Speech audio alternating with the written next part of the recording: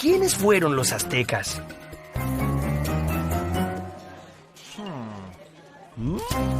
Amos y señores de Mesoamérica. Miremos bien nuestro planeta. Ahora acerquémonos al centro de la gran esfera en la que vivimos. Justo allí, donde se unen América del Norte y del Sur, está el lugar donde florecieron algunas de las culturas más misteriosas y feroces que conocemos. Hace cientos de años, un pueblo de guerreros quiso dominar toda esta región. Ellos fueron los aztecas. Los aztecas tuvieron un poderoso ejército que sometió a todos sus pueblos vecinos y en apenas 2 siglos se volvieron los amos y señores de Mesoamérica. Pero esta historia comienza mucho antes. Para demostrar su importancia, cada pueblo fue dejando su huella a través de imponentes templos y maravillosas piezas de arte. Primero fueron los olmecas y los zapotecas. De una rama de esta cultura surgió una majestuosa civilización llamada Teotihuacán. Luego ocurrió algo que aún es un misterio. Todos esos pueblos comenzaron a desaparecer o a emigrar hacia otras regiones. Aparentemente, fue algo terrible. ¿Acaso una maldición de los dioses? ¿Una gran sequía? Pues probablemente nunca lo sabremos. Con la caída de la gran Teotihuacán, llegó una época turbulenta y caótica. Aparecieron en escena varios pueblos guerreros que se dedicaron a pelearse entre ellos, hasta que en el siglo XII llegaron los aztecas desde el norte de México. Este pueblo consiguió dominar a todos los pueblos vecinos, quienes se vieron obligados a pagarle tributos a sus nuevos amos y señores. Tenochtitlan, la ciudad capital. Los aztecas estaban sedientos de poder y se dedicaron a colonizar todo el centro de México. Ellos llegaron a organizar una verdadera confederación de pueblos que incluyó 38 estados en su período de mayor esplendor. Esos eran muchos lugares para administrar, y los aztecas necesitaban de una capital desde donde dominar a sus súbditos. Para eso crearon en 1325 Tenochtitlan, una aldea que con el tiempo se convirtió en una ciudad legendaria, centro de un imperio tan poderoso como temido.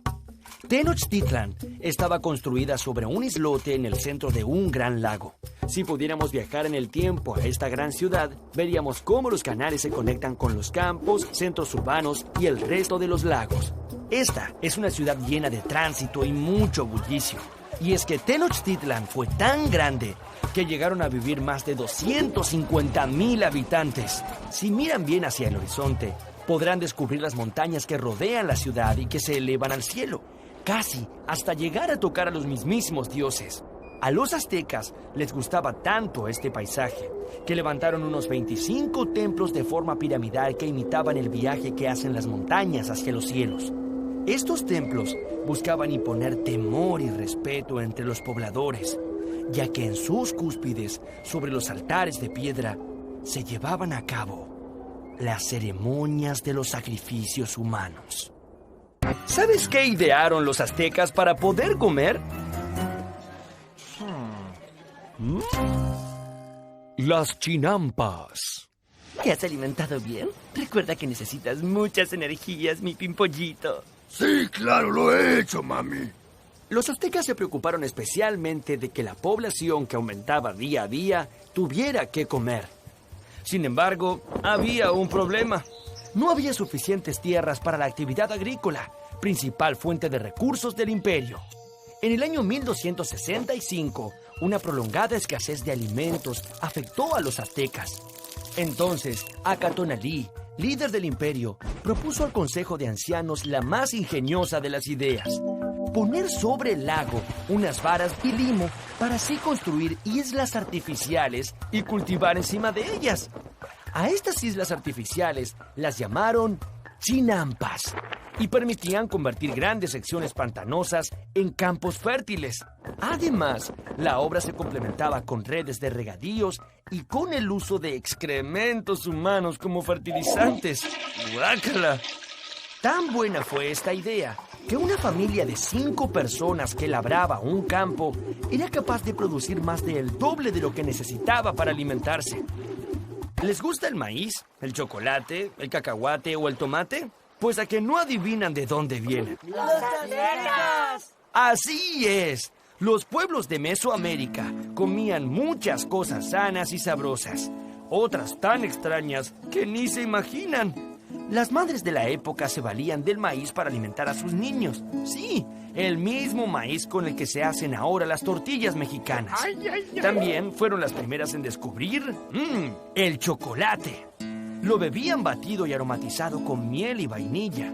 También conocían los frijoles, la calabaza, el melón, los chiles verdes y rojos y los aguacates. Todos estos alimentos se los debemos a los antiguos habitantes de Mesoamérica. Fueron los incas.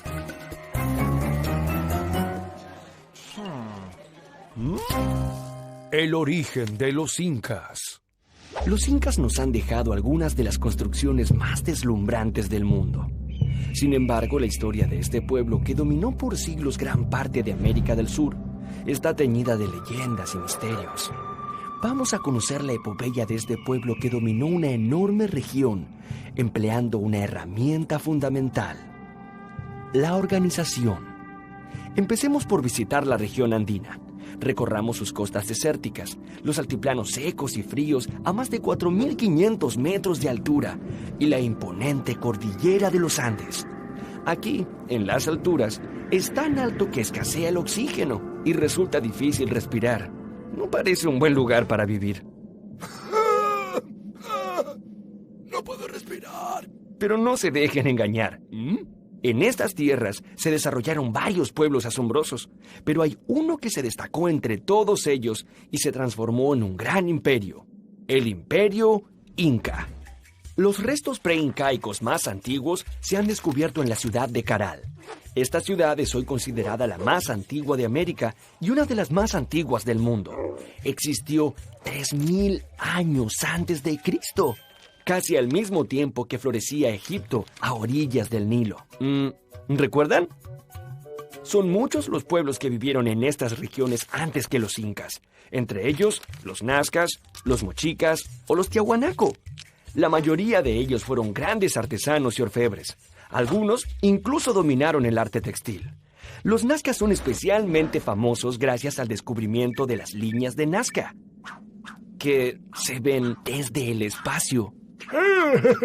¡Wow! Las líneas de Nazca forman 30 enormes dibujos, entre los que se destacan el colibrí, la araña y el mono. Pero la pregunta es, ¿qué eran? ¿Las habrán hecho para comunicarse con extraterrestres?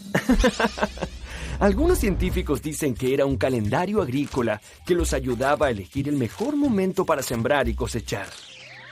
Bueno, ¿quién sabrá?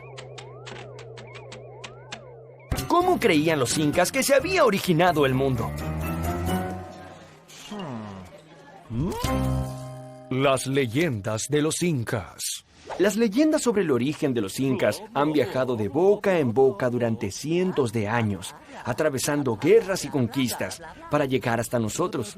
Sí, han tenido que viajar de boca en boca y de generación en generación, ya que los incas no tenían un sistema de escritura. Para ellos, lo que valía era la palabra, y todo era comunicado exclusivamente a través del habla. Según la leyenda, Inti, el dios Sol, le pidió a su hijo Ayar Manco que se encargase de venir a la Tierra a civilizar a los seres humanos. Tras la creación del mundo, Ayar Manco y su mujer, Mama Ocllo, se pusieron sus mejores ropas y surgieron de las profundidades del lago Titicaca con una barreta de oro en sus manos.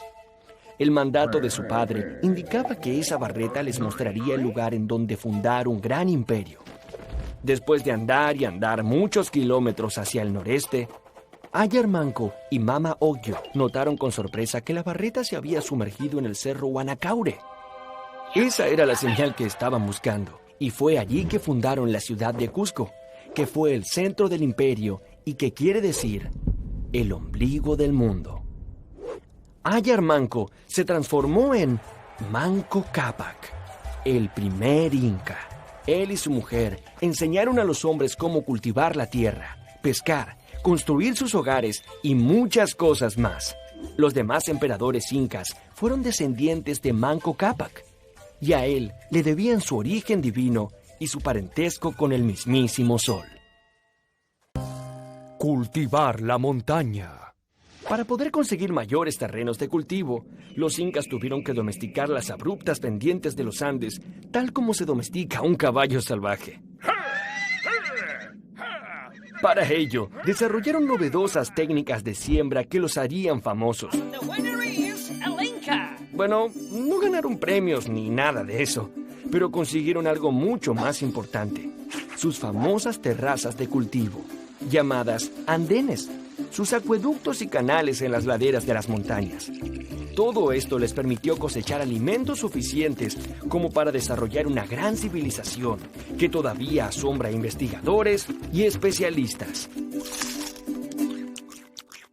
Si les gustan las papas fritas, tienen que estarles muy agradecidos a los incas, porque la papa fue un aporte alimenticio que hicieron los incas al mundo. Ellos cultivaron y cosecharon, escuchen esto, más de 200 especies de papas. ¿200 especies? ¿Y qué me dicen de los cereales? Otro de los cultivos importantes fue el maíz. La mazorca o choclo podía conservarse durante largos periodos y consumirse cuando faltaban otros alimentos.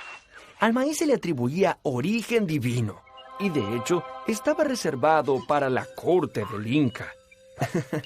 Este cereal viajó hacia Europa luego del descubrimiento de América. Hoy, el maíz es el cereal más sembrado en el mundo. Muy bien, mucho dominio, muchos cultivos, muchas riquezas. Pero, ¿había alguien capaz de organizar todo esto? Sí que había. De hecho, los incas tuvieron una gran organización administrativa y política. Y como cabeza de esa gran organización se encontraba el Inca. Todo lo que él decía era considerado como una ley suprema. Claro que también había reglas para él. Por ejemplo, bajo ningún punto de vista podía ser soltero. Debía tener, por lo menos, una esposa. Es más, podía tener más de una, a veces cientos de mujeres. Pero siempre había una esposa principal, la cual también era considerada sagrada y a la que se veneraba como hija de la luna. El mayor logro de los incas fue conseguir que todos los habitantes del imperio tuvieran comida y trabajo. Así es, en el imperio incaico no existía la pobreza. Por supuesto, el emperador y la nobleza tenían muchos lujos, pero nadie pasaba hambre y todos tenían con qué vestirse, lo cual parece asombroso en el mundo moderno. Los incas tenían 3 leyes fundamentales que todos debían respetar: no robar, no mentir y no ser holgazán.